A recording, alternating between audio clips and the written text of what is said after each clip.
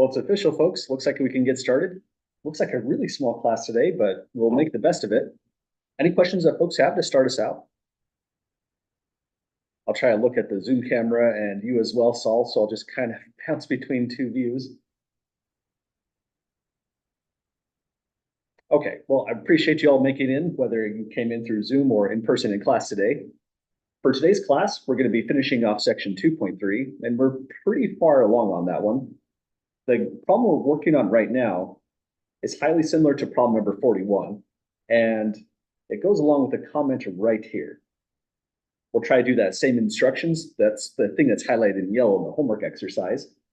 Then after we complete that section, we're going to skip all the way into chapter 3. And if you'd like, there's an optional video on just dealing with the determinants from a geometric point of view, what they would look like and that kind of stuff. So it's kind of a fun read. This one's by 3 Blue 1 Brown, which is a pretty awesome YouTuber.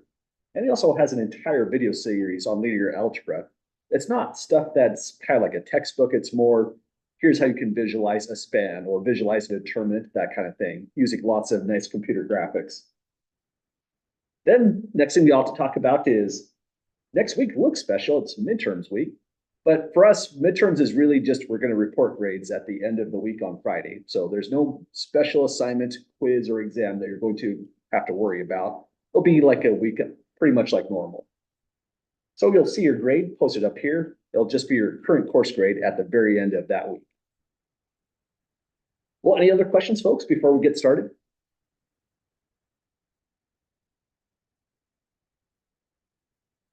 Okay, well, here's where we left off. It was kind of unfortunate. We probably should have ended class a little bit early. I think it's kind of not nice to break a problem in half from one class to another, but I'll try to keep a closer eye on that clock maybe. But here's what we did on this section. We're working through theorem number 9, and what it told us is, if we have a linear transformation, you're going from Rn to Rn, T is invertible if and only if the matrix A itself is an invertible matrix. So in example 4, they gave us such a transformation that goes from R2 to R2.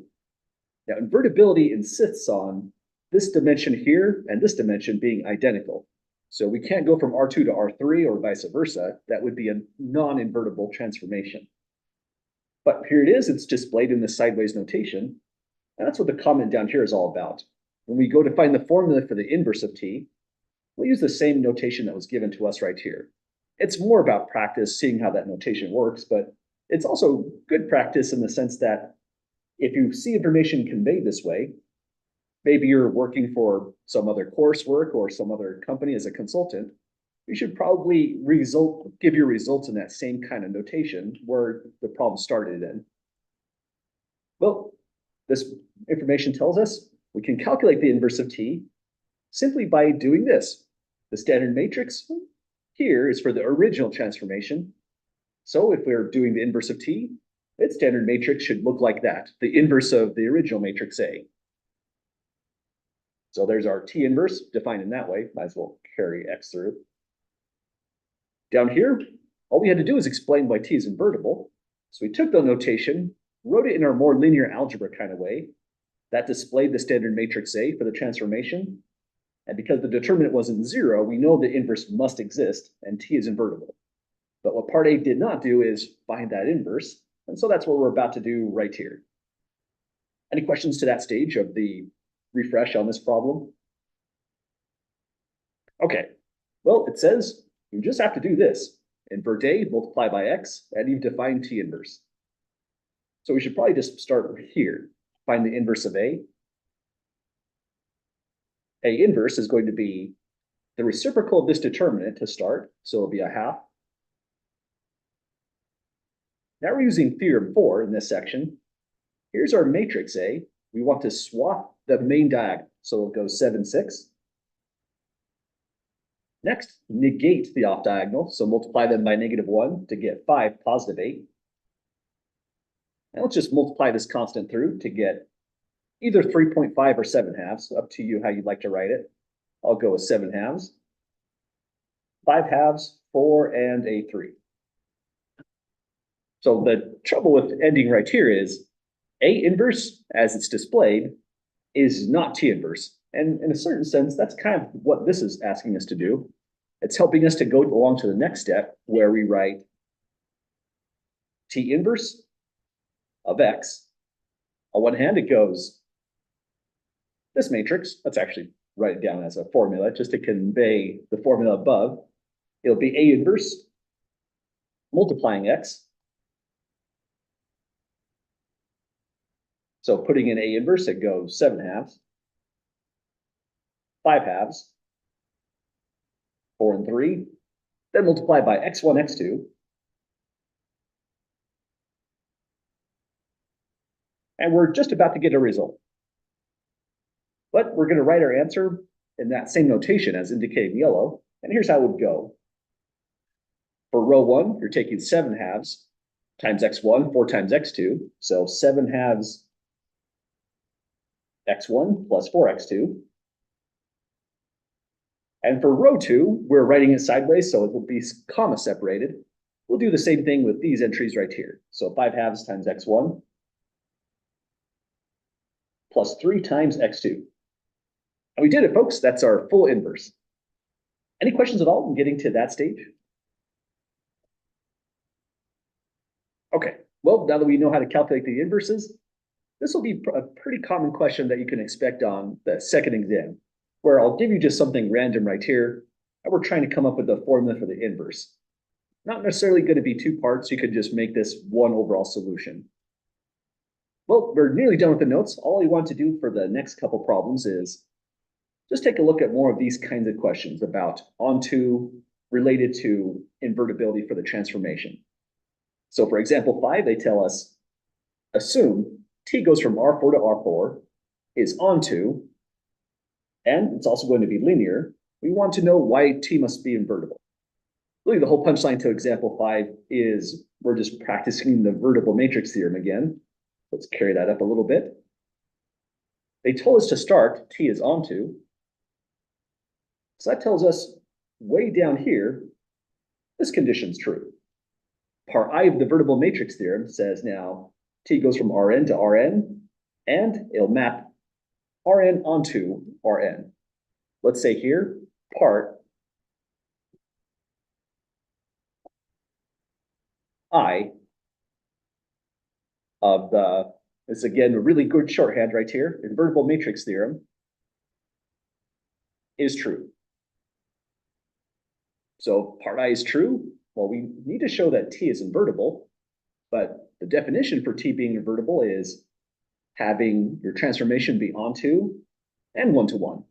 So if you wanted to, you could write your conclusion in this way. Automatically, that's a foregone conclusion.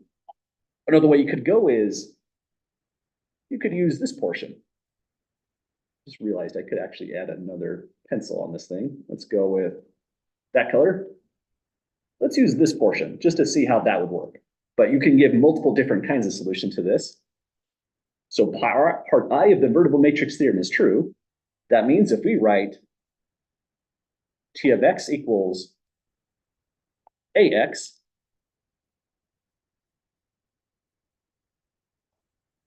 then A has a pivot in every row. So that's another way to think about it. Onto is now saying that standard matrix there has a pivot in every row, which would imply there's n pivots altogether. A is then an invertible matrix. And we can now connect and say, this shows. You can write out A is an invertible matrix, or the shorthand, it might be A inverse exists. But the moment you say A inverse exists, we can now go up here to theorem 9. Right here it says T is invertible if and only if A is an invertible matrix, and it must be in this problem. So automatically we can conclude T is invertible. Any questions with that one so far?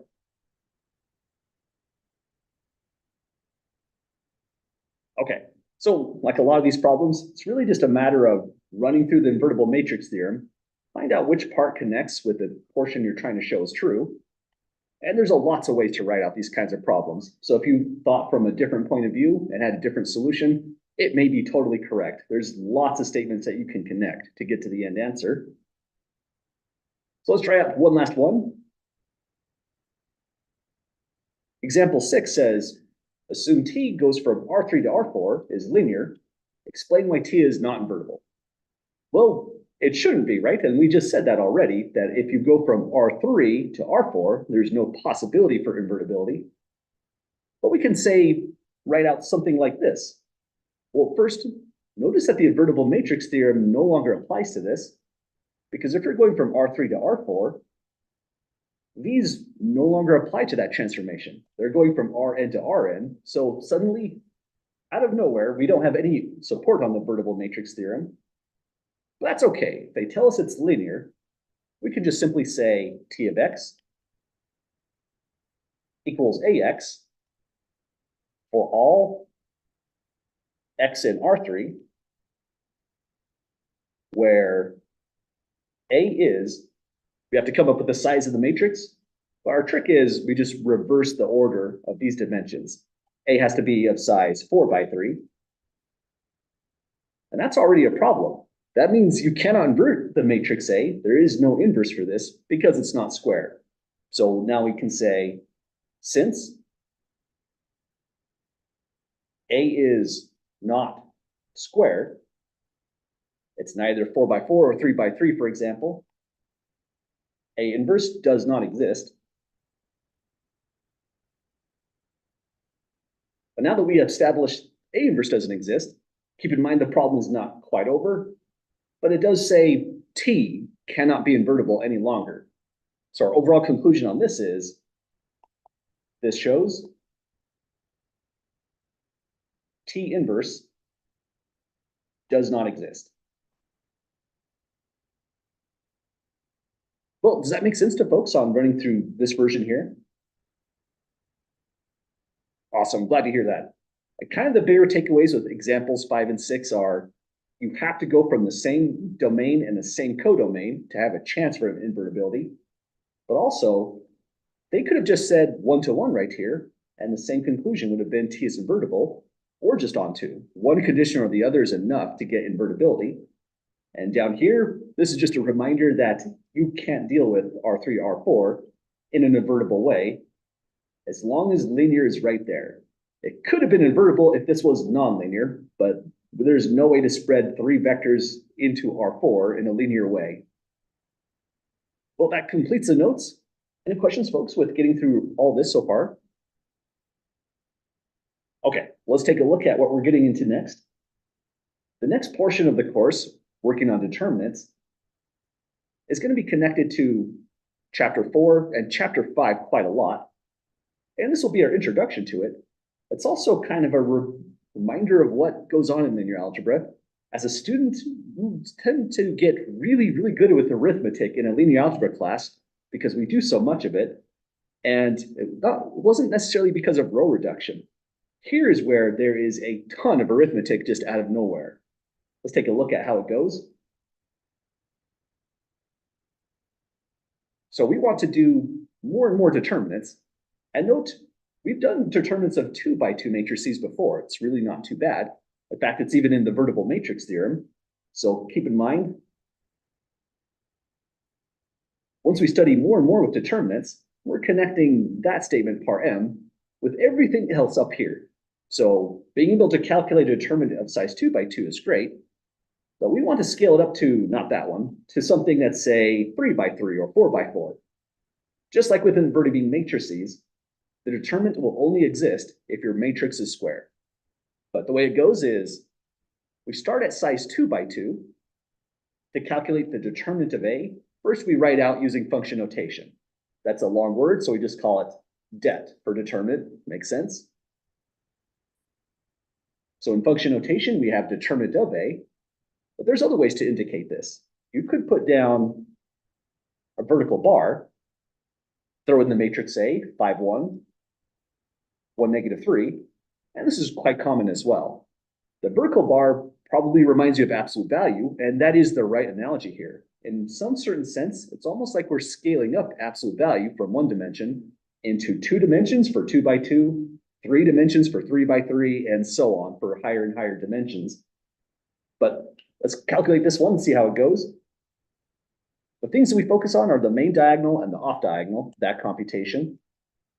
So take the product of the main diagonal to get -15. There'll then be a negative in between. Take the product of the off diagonal here in green to get a positive one. And now we have a value of -16. So we did it, folks. That's our determinant. And if they were all that nice, then this would be a really short section, and we'd probably call class a little bit early. But it's a really bizarre function, actually, to calculate a determinant on. First, notice the nature of this. It is a true function, just like f of x, and it maps this way. The determinant function, briefly just written det, maps R n by n. These have to be square matrices, so that's the domain. But the codomain is a scalar. We have a scalar function this time, which is matrix value. So we take matrix inside, or we get for our results scalars, and so it maps into R. Sometimes these are called functionals when we map into R in this kind of way, as long as this would have the right features. It turns out the determinant function is not linear. That's kind of unfortunate. Some people call this bilinear, if you're curious about that concept, but it's not true linearity like we've defined. It has other weird features going on. And the more and more we discuss this function, the weirder it's going to look. It's a reminder that in mathematics, functions are pretty bizarre things. The world of functions is vast. So here's our 2 by 2. Now we're going to scale this up and show how to do determinants of 3 by 3 and then beyond. But in order to do that, we have to unpack notation. There's so much in linear algebra, just like any other course, really. So the idea here is when we have an n by n matrix, size bigger than or equal to 3, we're going to try to break up a 3 by 3 determinant into 3 2 by 2 determinants. In a certain sense, we're doing a kind of recursion. So if A is n by n, Aij will be the ijth entry. And here's one way to display all that notation. But what we're interested in is this matrix, Aij. Not lowercase aij like over here, but uppercase Aij. It's defined from the original matrix A. This one was n by n, but it is of size 1 less for rows, 1 less for columns. And that's because we'll delete the ith row and the jth column to form Aij. So that's our major portion of the notation to get through working on determinants. So we ought to practice it before we go too far ahead. It says find A13, A22, so A13. Recall that means the first number here is saying delete row 1. So here we go. I'll make this a temporary deletion. Row 1 is gone. The 3 says to delete column 3, so let's just wipe it out temporarily. And we get the matrix 3, 5, 1, 4. Does that make sense to folks for A13?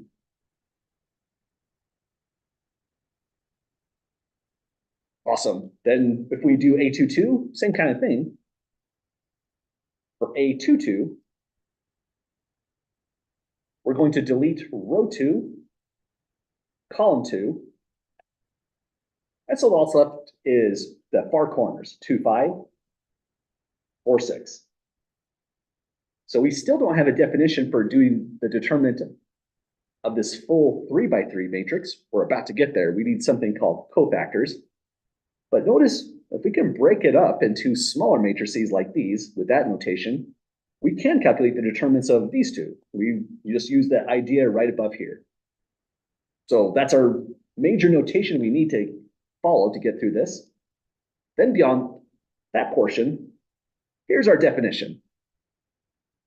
It says, given some matrix, A equals bracket Aij, recall that's just saying something like this in expanded notation. So if you have some random matrix A of size n by n, the ij cofactor of A is a number Cij given by this formula. This gets kind of wild. Let's zoom in on this a bit. Oh, we lost it. There it is. It's back. So we'll do Cij equals all of this times the determinant of aij. That's just saying the determinant of these kinds of things in our notation. Then we put all of these cofactors together.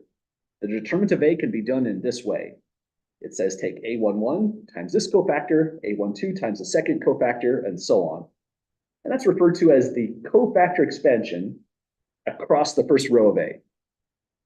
Well, one thing I have to mention is this notation is extremely precise and accurate, but it's also compact. The reason we're focusing on the notation is just to show how we're actually going to use it if, say, we're doing this by hand. So if we're doing this determinant by hand, let's do a cofactor expansion across the first row, like this is indicated. And that's probably a good idea because first row includes lots of zeros. One of the things we want to do with determinants is find the easiest way, the easiest path to calculate it, and finding a row or column with the most zeros is a good call. So if we do a cofactor expansion across the first row, let's track this definition here, and then we'll show how to do it a little bit faster by hand. It says first take A11. Well, I guess first we should just say determinant A. Now we're getting started. It says take A11. Here it is. It will be this value. It's multiplied by a cofactor, Cij. And notice the power here is kind of interesting. If it's even, this will always be a positive. The I plus j comes from the fact that this is the 1, 1 entry. So that will be -1 to the power of 1 plus 1. So that's just a 1. Let's put it like this just to convey how the formula works. Then after we use that entry right there, we do the determinant of aij, but the I is the 1, so we delete row 1. The j is also a 1, so we delete column 1, and do the determinant of that portion, 5, 1, 1, -3. So that's the pattern so far. And we finished off that entry. I'll just put a check on it. We have to go across the entire first row, but once we end here, we'll have everything we need and we'll just be numerically cranking it out. But notice there's a 0 here. All of this is just gone. We're writing it down just to show what the pattern actually looks like. I'll do that a couple times in the notes. You don't have to do it on your actual papers. If you know you're multiplying by 0, you don't have to write it in. But let's keep on going. The first one started with a positive sign. But when we go to this term, this one is going to be the 1, 2 entry. That means you'll have odd right here. So -1 to the odd power is just a -1. And it goes like this. We're on this term. A12 is 0, so we'll go plus 0. Then back up here, we have -1 to the power of 1 plus 2. So that one's just negative. And then next, we do that determinant. So we're deleting this entire row once again. It'll always be deleted if you're doing a cofactor across the first row. But what's new this time is we're deleting column 2 now. So here's the survivors, 0, 2, 1, -3.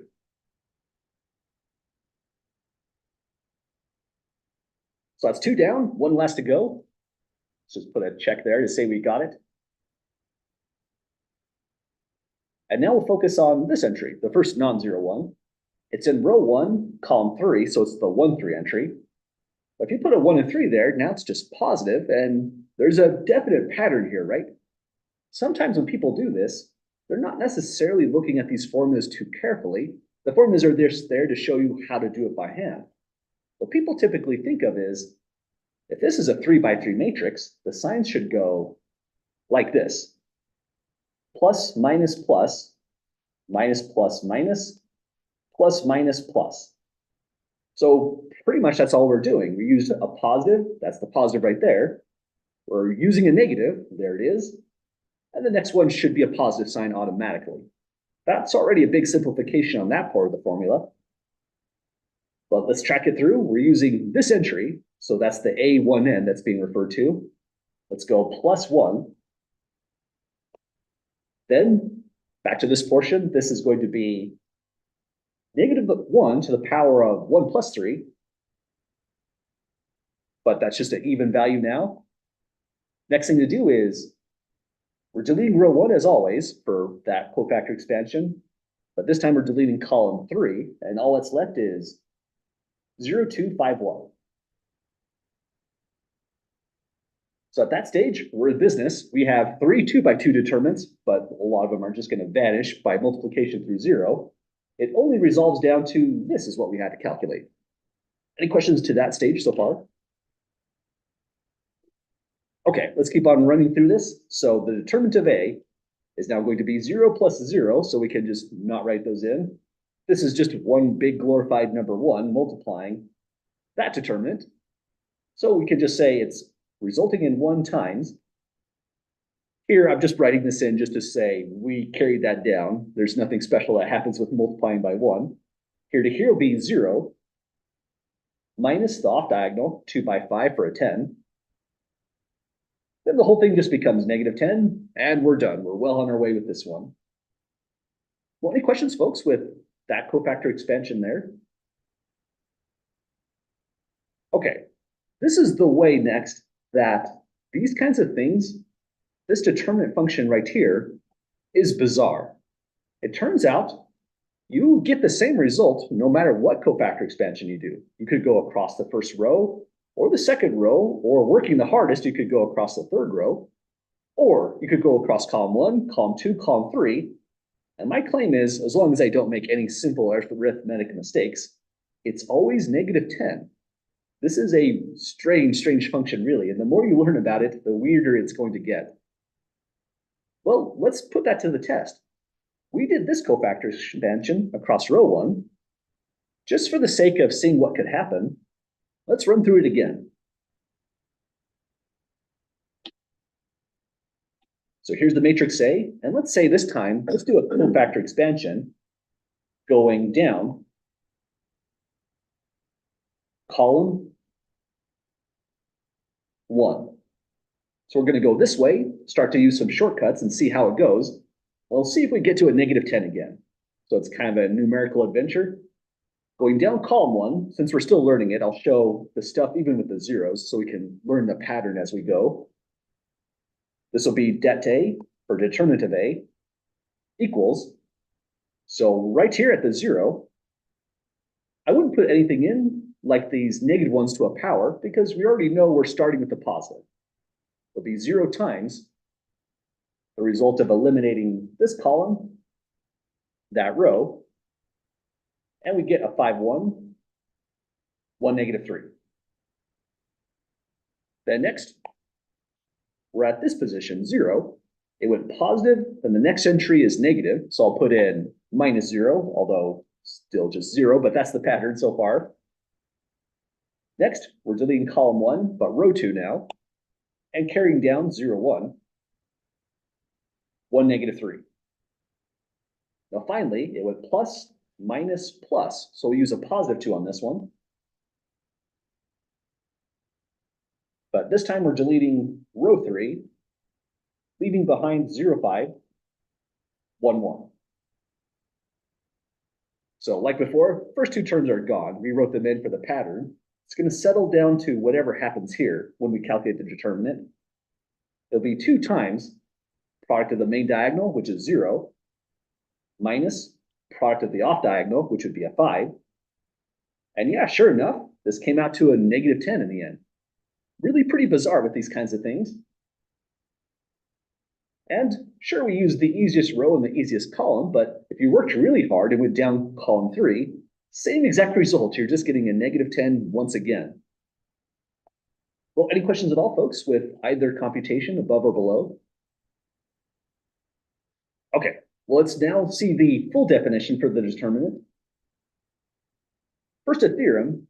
What we observed is not a coincidence. The theorem tells us an n by n matrix A can be computed by a cofactor expansion across any row or any column that you would like. It's really up to you. My advice is pick the row or column with the most zeros. That's also related to a homework comment. Let's point to that right here.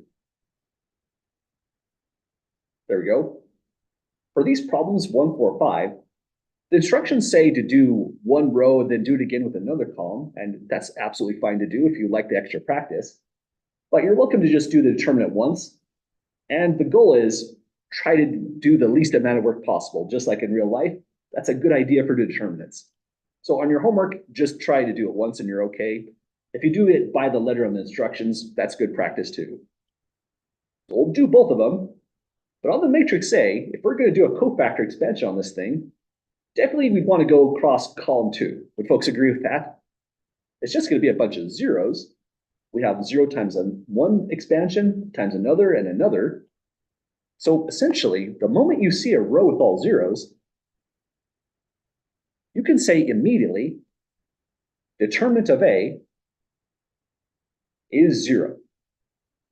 Almost doesn't even seem fair. We didn't do any determinant expansions on this thing, but we came to that conclusion. But you know what? It really is fair because you could do this now. If the determinant is, well, that's probably not the right way to think about it. Let's bring this back in and look at it a little bit more carefully. We really can just say the determinant is 0 right away. Because if you look at the columns of A, they're linearly dependent for sure, right? It contains the 0 vector. So down over here, let's see, where does independence get involved? The columns of A form a linearly dependent set. That's false. It's clearly dependent, not independent. So if this portion's false right here, that portion's false, which means we change from not equal to 0 to in fact equal 0. So the invertible matrix theorem tells us sometimes you don't have to do anything at all. If you have a 0 row or a 0 column, or if you just happen to detect columns are linearly dependent. But for B, that one's going to be an honest computation. Let's give B a good honest try. I'll rewrite it here so we can focus on it a little bit larger. -2, 1, 1.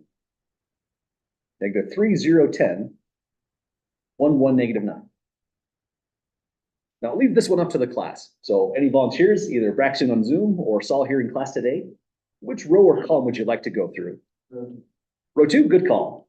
That one involves the 0, so that's going to be the least amount of work. If you went down column 2, that would work out as well.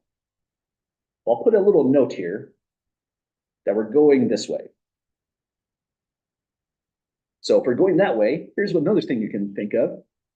There's a sign chart that overlays this, and it looks like this. Positive, I'm putting a positive for the 2 there. Then down next is going to be negative. Going to the right, positive. Going to the right again, negative. And this is the portion that we're actually using. Sometimes I just write this much of the sign chart, but no harm in just putting down the entire array if you like. But this is the portion that's relevant. These are the signs that are going to overlay on top of all this right here. So we'll have a negative, a positive, and negative. Now the method's ready to get going in earnest. We can say determinant of B equals, first we have a 1 right here. So we take that coefficient, and after deleting this row and this column, it multiplies -3, 10, 1, -9. So that's 1 down. Again, just for the sake of showing a pattern, next one will be +0. You're free to not write this one down if you prefer to skip it. Here, we're going to be deleting, well, we're always deleting this row. I should leave that line on there to save some time. And this time we're deleting column 2. So we have the entries on the far corners of -2, 1, 1, -9.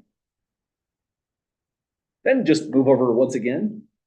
Next coefficient, oh, I keep deleting the wrong thing. I want to keep that row deleted since cofactor expansion across row 2 means row 2 is just gone.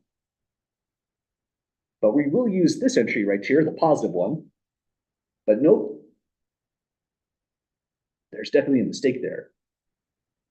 So I had the sign chart all ready to go, but when I put down that 1, we didn't use it. I should say we, that was on me. I didn't use that sign chart. If there's a negative there, it should have also carried in right there for a negative sign.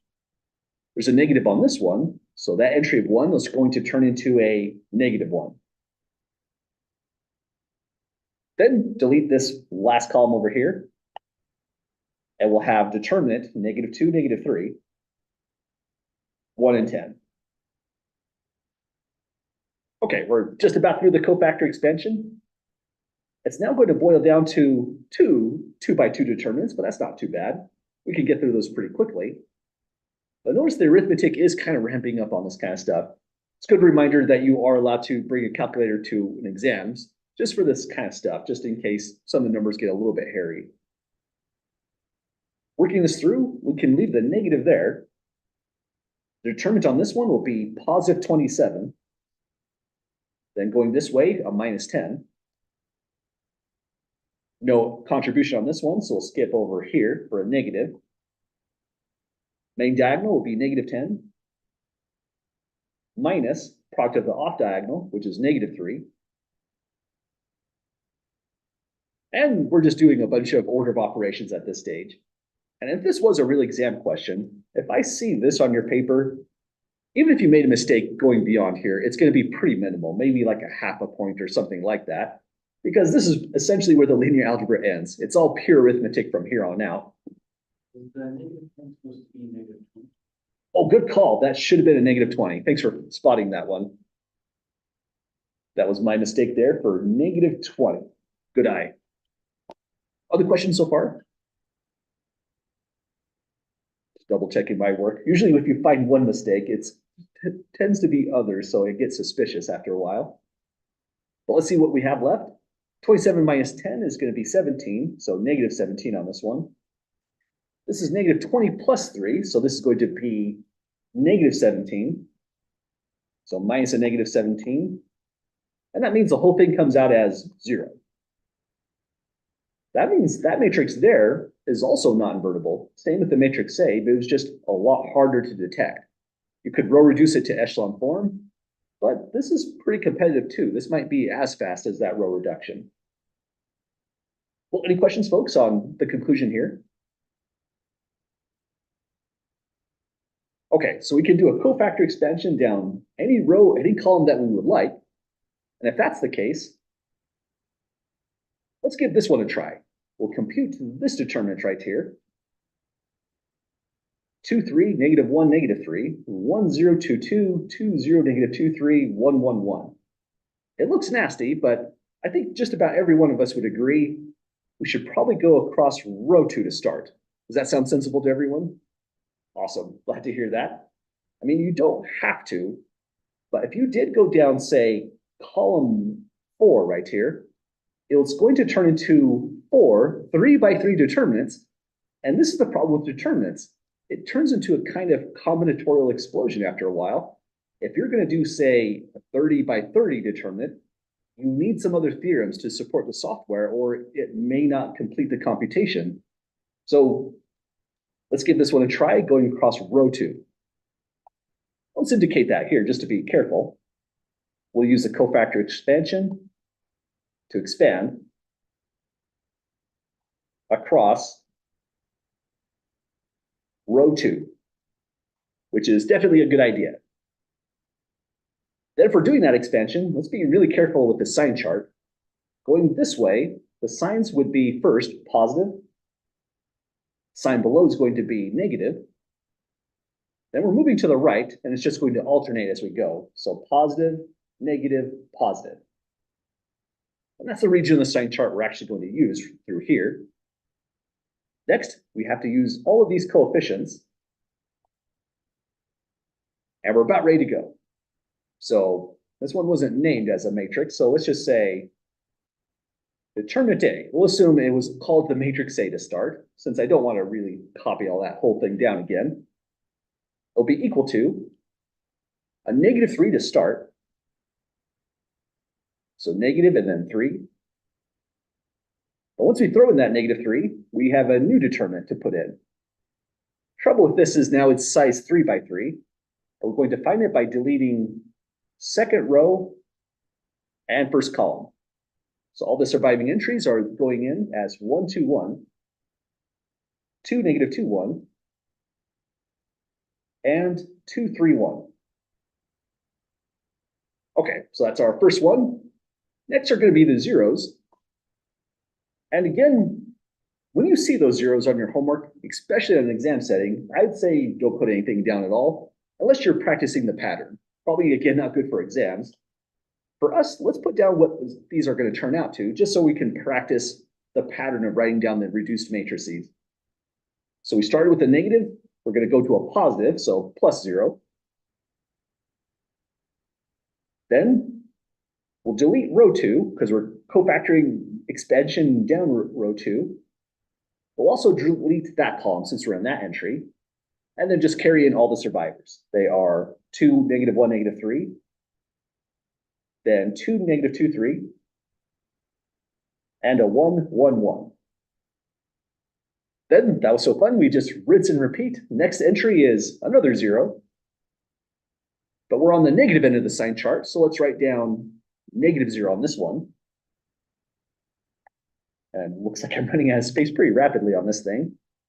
So now delete row 2, delete column 3, and I'll go to a new line on the next determinant we put down. Column wise, we have 2, -1, -3, 1, 0, 2, 2. Or excuse me, let me try again. That 0 got deleted, it's 1, 2, 2. And then finally, 1, 1, 1. So last one, it's going to be this entry here. It's a positive one, and we'll use a positive sign, so we'll just put down +1. So now delete row 2, this time delete column 4, and we've got this determinant. This one we do have to calculate because the coefficient is non-zero. Column-wise, it's 2, -1, -3, then 1, 0, 2, 2, or I did that again, 1, 2, 2, that's a weird mistake. And then finally, 2, -2, 3. So we're in business, folks. We reduced a 4x4 matrix determinant into just 2 3x3s that we have to actually calculate. But now the downside with this is there are no zeros on either one of these matrices. We're just going to try something on each one of them. The good news, though, is these have canceled, so we don't have to worry about those, or else we would possibly be here all day getting through them. Well, any questions, folks, before we try out our next one? Okay, I'm going to temporarily circle this one to focus on. And we just need to pick a cofactor expansion. Could be anything. How about for someone in Zoom? Any row or column would you like to expand across for that first one?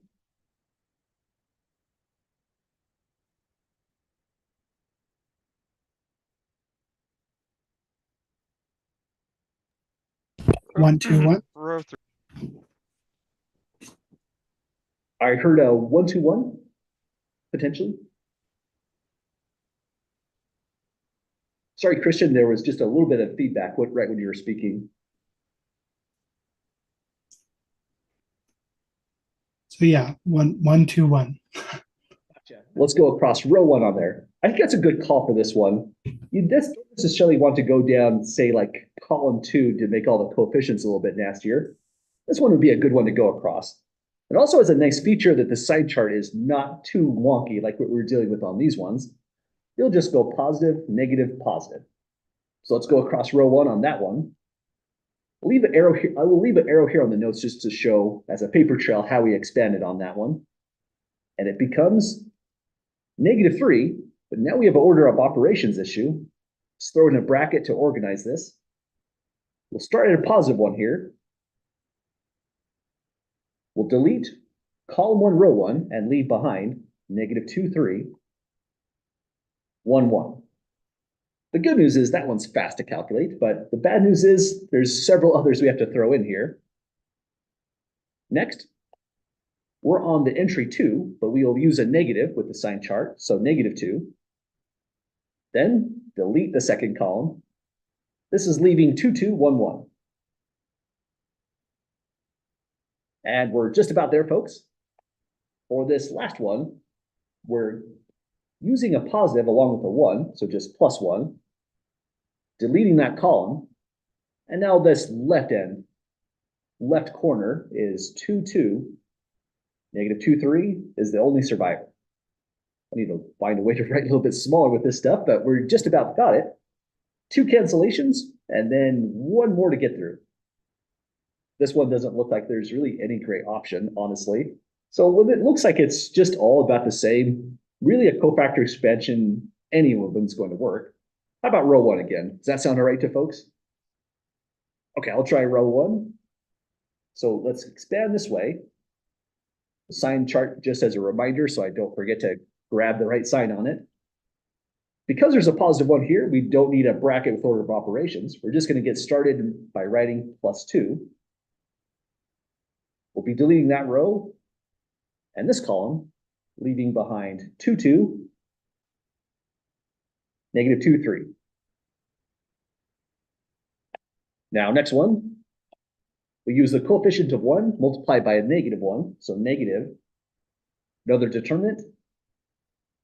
We wipe those out and use -1, -3, -2, and a 3. And let me see if I can fit this in one line. Last one.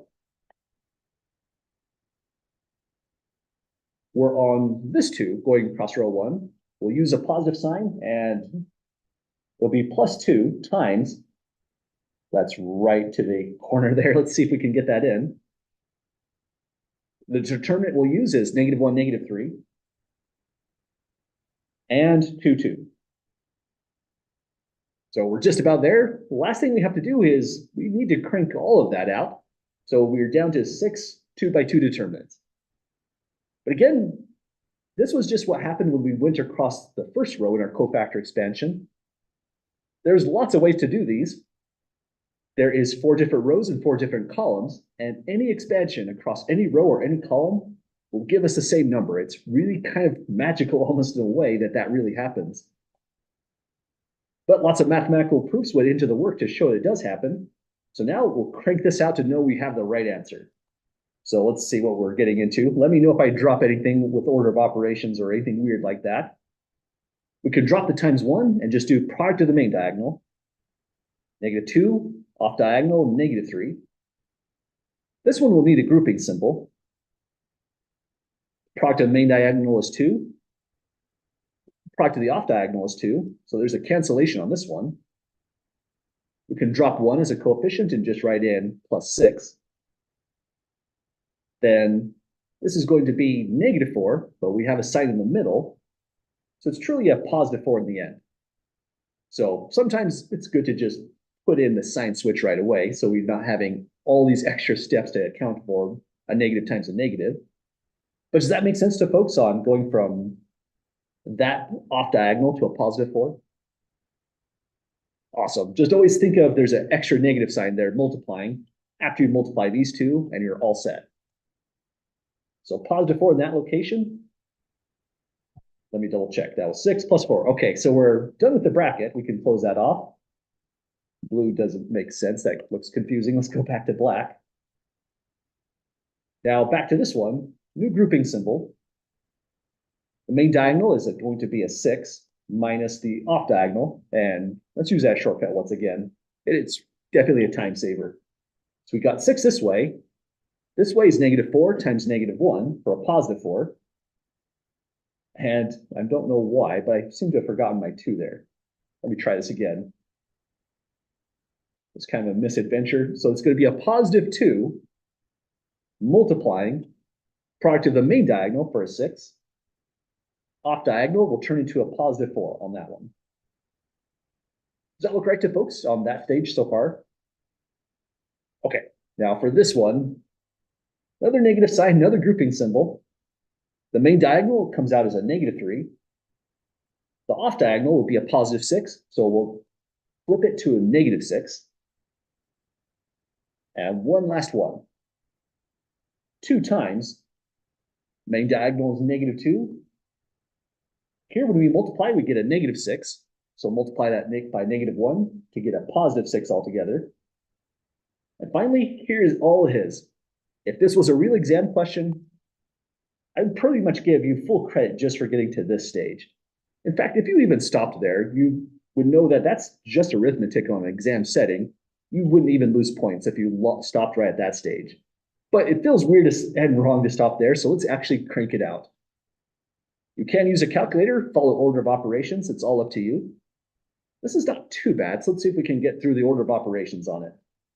It'll be -3 multiplied by this whole portion is 0.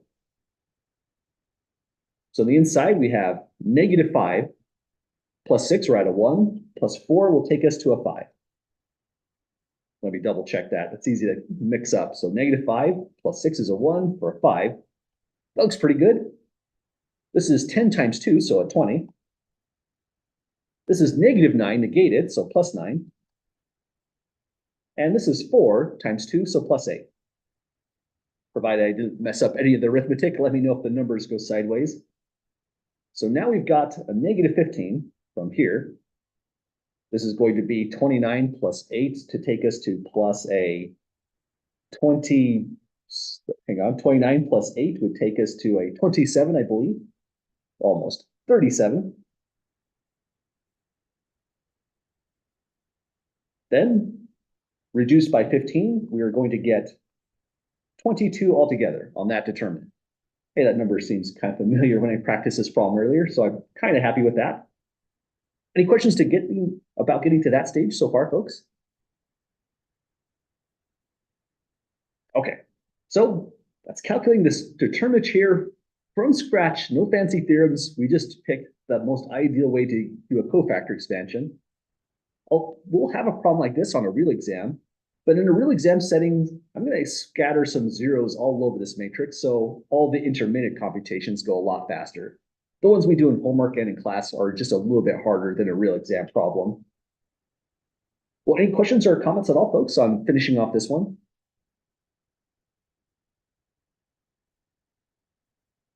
Awesome. Well, you know what? We're just about through the notes, but I did say one thing on the actual homework assignment right over here, to be on the lookout for an exercise that will involve Theorem 1 of Chapter 3. We still haven't seen that, so that's going to be fantastic, because if you can shorten this up somehow, that's always really nice to do. I mean, computer software will appreciate it as well if you try to implement the determinant function. But before we get to Theorem 1, we need to talk about notation again. There's so much notation in linear algebra, even more than Calculus 1, I'd say. So first, we mentioned the main diagonal before when we talk about matrices. The entries of a main diagonal are the ones on the same row and the same column, row 1, column 1, row 2, column 2, and so on, visualized this way.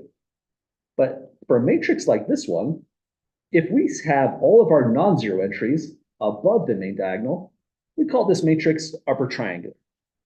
If you ever spot an upper triangular matrix, that is wonderful whenever you're calculating a determinant. It's a really fast computation all of a sudden. Lower triangular looks like this one. And the way these are defined is kind of jarring, at least to me personally.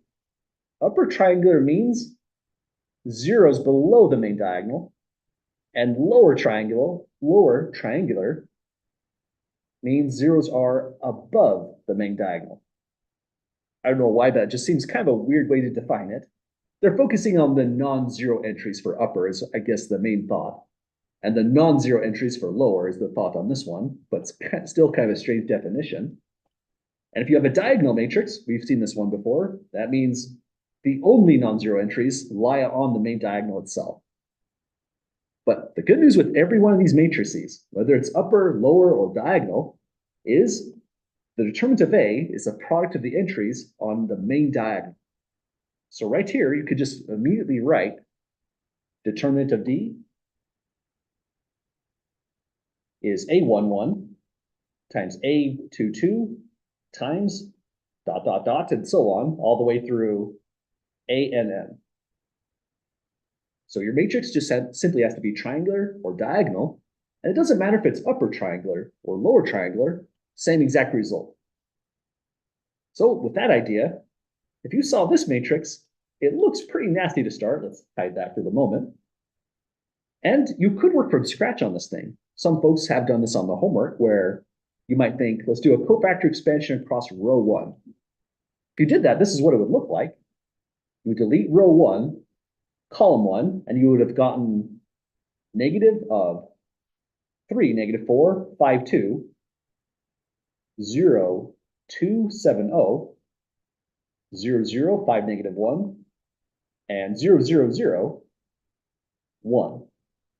But once you get there, you'll note, hey, it's still a triangular matrix. You would probably still want to do a cofactor expansion across row 1 and you're just going to take -3, multiplying by a smaller determinant. But already that's -1 times 3. We're just reproducing the thought behind theorem 2 from scratch if we go in this route. So suddenly, out of nowhere, if you're dealing with determinants, you want to be on the lookout for anything that looks like this, upper, lower, or diagonal, because the computation on this one is immediate. We would just write determinant A equals, grab all these values. Let me try to grab them correctly. -1, 3, 2, 5, and 1.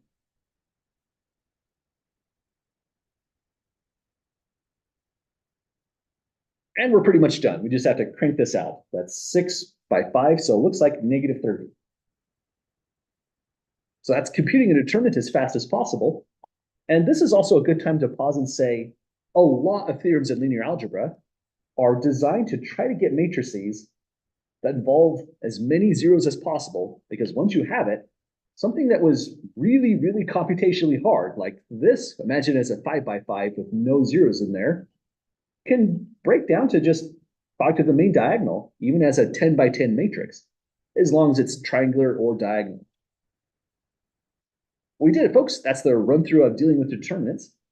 Any questions or comments at the moment? Awesome. Well, I want to leave you with a couple ideas or thoughts with what we've done so far.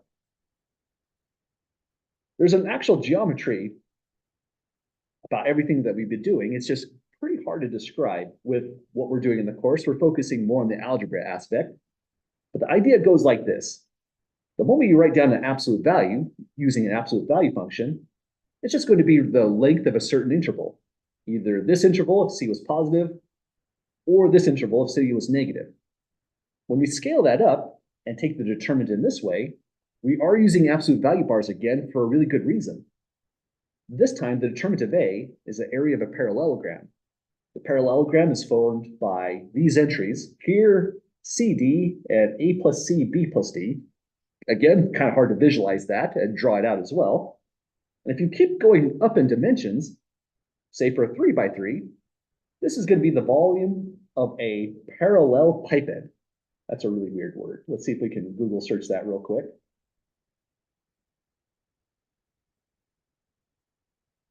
I'm not sure if that's Google, but here's our parallel. It must be something like that. This time it's giving it the volume of something that looks like this. The vertices are going to be 0, 0 right here, and these specific entries coming from the matrix. Again, that's pretty weird, and it's really hard to visualize that. One thing to note, though, is when you think of those kinds of geometries, you do have to have absolute value around the determinant right here as well, all at the same time, because we've seen determinants can come out as positive values or potentially negative values as well. Again, all this is really hard to convey without wonderful computer graphics. So you can see this playlist right here, which is the same as this one. It is an optional video, but it gives a lot of character to what we're actually calculating, so you know the geometry behind all this kind of stuff. Well, any questions at all, folks, with any of these thoughts or ideas so far?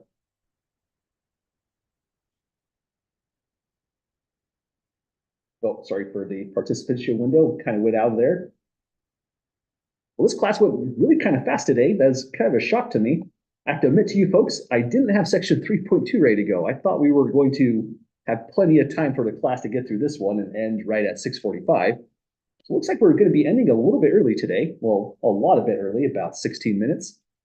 But any questions or comments about homework, things in the course, or anything otherwise? Okay, well, I'll try to get in the habit of putting down the next section, even just the notes, if not the assignment, so we don't have all this extra dead time, but we have ran over several times, so I guess we could say our balance is 0 for running over and under on class. We'll call it here. So if you have any questions, feel free to hang around. Otherwise, have a great weekend, folks. We'll be back to 3.2 on Tuesday's class.